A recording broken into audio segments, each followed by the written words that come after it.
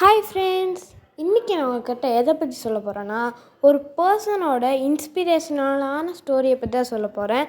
அந்த பர்சன் யாருன்னு நான் லாஸ்ட்டாக சொல்லுவேன். மெல்பர்ன் சிட்டியில் ஒரு குழந்தை பிறக்குது. அந்த குழந்தை 4 டிசம்பர் 1982 பிறக்குது. அந்த குழந்தை பிறக்கும்போது டெட்ரா அமலியா சிண்ட்ரம் அப்படின்னு சொல்லிட்டு ஒரு ரேரான டிஸார்டரோட தான் பிறக்குது. இந்த டிஸார்டரில் பாருங்களுக்கு 2 கையும் இருக்காது, 2 காலும் இருக்காது. இந்த குட்டி பையன் கொஞ்சம் கொஞ்சமாக வளர ஆரம்பிக்கிறான். ஸ்கூல் போகிற அளவுக்கு அவன் ஸ்கூல் போகிறதுக்கும் ஆரம்பிக்கிறான்.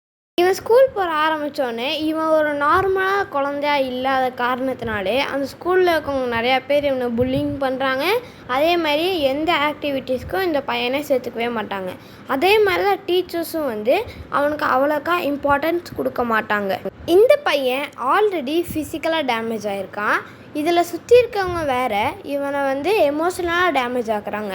அதனால் இவனுக்கு என்ன வருதுன்னா, நம்மளாலாம் எதுவுமே பண்ண முடியாது, நம்மளுக்கு 2 கையும் இல்லை 2 காலும் இல்லை, நம்மளாம் இருந்து என்ன பண்ண போகிறோம் அப்படின்னு சொல்லிட்டு இவனுக்கு தாட் வர ஆரம்பிக்குது.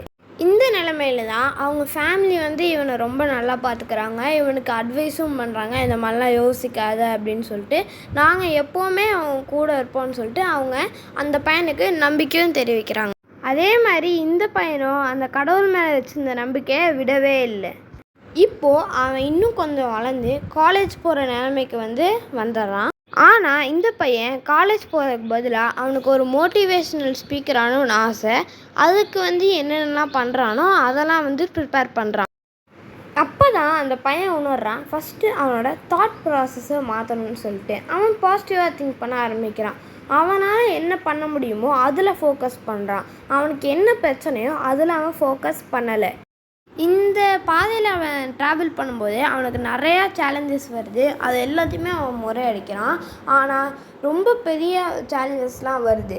அவனுக்கு பயங்கரமான அவமானமாகவே ஆயிடுது. அது என்னென்னா, இவங்க ஃபேமிலி மெம்பரில் இருக்க ஒருத்தர் ஸ்ட்ரீட்டில் ஒரு அவேர்னஸ் ஸ்பீச் பண்ணலாம் அப்படின்னு சொல்லிட்டு ஒரு பிளான் பண்ணியிருக்காரு. அதுக்கு ஸ்பீச் கொடுக்கறதுக்கு இந்த பையனே இவர் கூப்பிட்டுருக்காரு. அந்த பையனும் ப்ரிப்பேர் பண்ணிட்டு மேலே ஸ்டேஜில் ஏறுறான். அவனுக்கு ஒரு சேர் போட்டிருக்காங்க. அந்த சேரில் இவனால் ஏறி உட்கார முடியலை. அதனாலேயே அங்கே இருந்த ஆடியன்ஸ் எல்லாம் பயங்கரமாக சிரிச்சுட்டு, இவன்லாம் எங்கே போய் ஸ்பீச் கொடுக்க போகிறா சை அப்படின்னு சொல்லிட்டு எல்லாம் ஏஞ்சி போக ஆரம்பிச்சிடுறாங்க. இதை பார்த்தோன்னே அந்த பையனுக்கு பயங்கரமாக மனம் உடஞ்சி போயிடுறான்.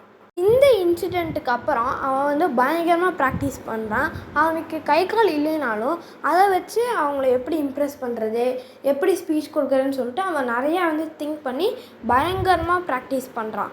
இப்படி இந்த பையன் ப்ராக்டிஸ் பண்ணதுக்கப்புறம் அவனுக்கு எந்த சான்ஸ் கிடச்சாலும், குட்டி குட்டி இடத்துல பேசுறதுக்கு சான்ஸ் கிடச்சாலும் அவன் போய் பேசுகிறான்.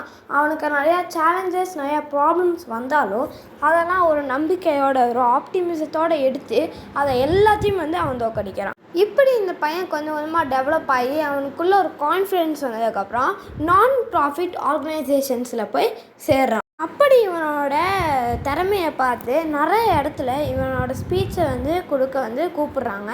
இவனோட ஓன் ஸ்டோரியவே இவன் ஸ்பீச்சாக கொடுக்குறான்.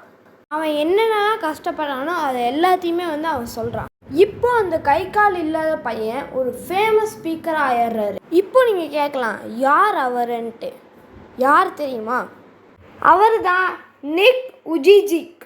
உலகமே உன்னை எதிர்த்தாலும், எல்லா சூழ்நிலையும் நீ தோத்துட்டேன்னு உன் முன்னாடி நின்று அலர்னாலும் நீயா ஒத்துக்கிற வரைக்கும் எவனாலும் எங்கேயும் எப்பவும் உன்னை ஜெயிக்க முடியாது. Never, never, ever, ever give up.